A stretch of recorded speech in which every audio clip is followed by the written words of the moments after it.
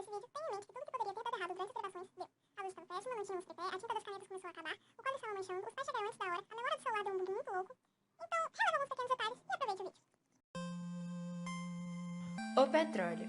Você com certeza já ouviu essa palavra. Com certeza, você também sabe ao menos uma coisa que é feita com petróleo.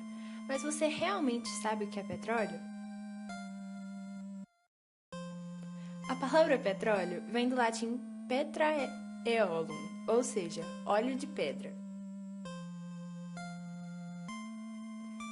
Como o petróleo é formado? Ao longo de milhares de anos, restos de plâncton, animais e vegetais foram se depositando no fundo dos lagos e mares. Com o tempo, esses restos foram cobertos por sedimentos, formando camadas sobrepostas e tornando-se rochas sedimentares. Devido à pressão e temperatura serem elevadas, esses restos passaram por reações químicas complexas, sendo decompostos em ausência de oxigênio e, com isso, formando petróleo. Ou seja, o petróleo foi formado na era Mesozoica e as jazidas têm de 10 a 100 milhões de anos de existência. Diferença no mar e terra. Prospecção.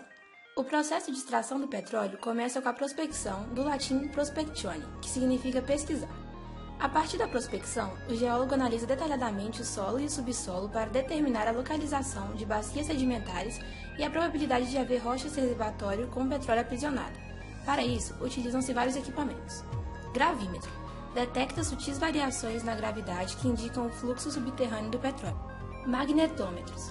Mede minúsculas mudanças no campo magnético, também causadas pelo fluxo do petróleo. Rivers. Farejadores. Narizes eletrônicos que detectam a presença de hidrocarbonetos constituintes do petróleo. Sismólogos. Esses aparelhos criam ondas de choque que passam pelas rochas e depois são refletidas para a superfície. Após a determinação do local onde provavelmente há petróleo, ele é marcado com coordenadas de GPS e, no caso do mar, são colocadas boias na água. Em seguida, é feita uma perfuração para comprovar a existência do petróleo. Na superfície, constroem-se terras que possuem braços simples com diamantes industriais ou um trio de brocas interligadas em dentes de aço, que farão a perfuração do solo. Já no mar, é feita uma plataforma marítima ou continental. Plataforma fixa. Plataforma semi-submersível. Navio-sonda. Plataforma FPSO. Sigla do inglês Floating, Production, Storage and Offloading, que quer dizer flutuante, produção, armazenamento e descarga.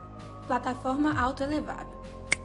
Se a primeira perfuração obtiver sucesso, são feitas outras para a determinação da extensão da bacia petrolífera e ver se é realmente viável realizar a extração. Inicialmente, no momento da extração, a diferença de pressão faz com que o petróleo jorre para fora, o que facilita o processo. À medida que a pressão se estabiliza, são utilizados equipamentos que bombeiam o petróleo, como o cavalo de pau. Depois de extraído, o petróleo é transportado por dutos ou navios e são armazenados. Depois são levados para as refinarias para separá-los em frações. Na refinaria, o petróleo passa por uma torre de destilação com uma fornalha na parte inferior onde o combustível é aquecido. A torre possui até 50 pratos ou bandejas, sendo que cada uma apresenta uma temperatura diferente que vai diminuindo à medida que a altura aumenta. O próximo processo de refino de petróleo é a destilação a vácuo. A diferença que ocorre dessa destilação para a anterior é somente que as frações detidas são submetidas a uma pressão inferior à da atmosfera, em uma torre de fracionamento. A terceira etapa é o craqueamento térmico ou craqueamento catalítico de petróleo. A última etapa do refino de petróleo trata-se da reforma catalítica, em que, como o próprio nome indica, o objetivo é reformar ou reestruturar as moléculas, transformando cadeias normais de hidrocarbonetos em cadeias ramificadas, cíclicas e aromáticas. Derivados. A destilação do petróleo gera diversas coisas.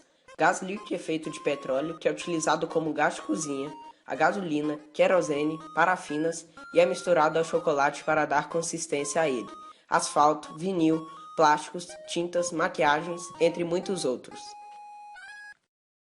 Lugares de exploração no Brasil e no mundo. 1. Estados Unidos, 11,64. 2. Arábia Saudita, 11,5.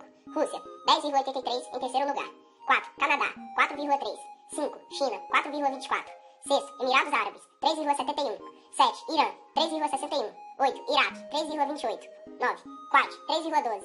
10. México, 2,78. Em milhões de barris por dia no ano de 2014.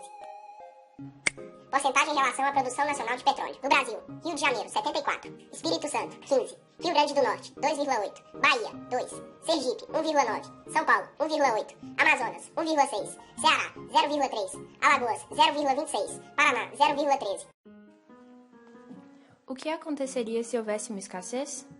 Estamos em um período no qual tudo que usamos está ligado de alguma forma ao petróleo. Em 2008, a produção mundial alcançou o pico máximo de produção. A partir desse ano, a extração vem se tornando cada vez mais cara e difícil. Se o ritmo de extração se mantiver como é hoje, estima-se que o petróleo só estará disponível por mais 40 anos. Sem petróleo, haveria um corte em mais de 500 mil produtos industrializados e seus derivados. As consequências dessa escassez seriam crise de energia, pois haveria um corte gradual de combustíveis como a gasolina e o etanol, crise nos transportes, por razões óbvias, crise econômica, pois as duas crises anteriores teriam impacto mundial, crise política. Todas as crises anteriores prejudicariam empresas e governos. Essas crises refletiriam na sociedade da seguinte forma: fome, maquinários, fertilizantes, transporte de distribuição de produtos agrícolas dependem do petróleo. Guerra, a demanda pelo escasso petróleo, somada à busca por comida, levariam nações a lutarem umas contra as outras. Peste. A destruição causada pela guerra e a desnutrição causada pela fome formariam um cenário perfeito para o surgimento de uma nova doença avassaladora. Morte.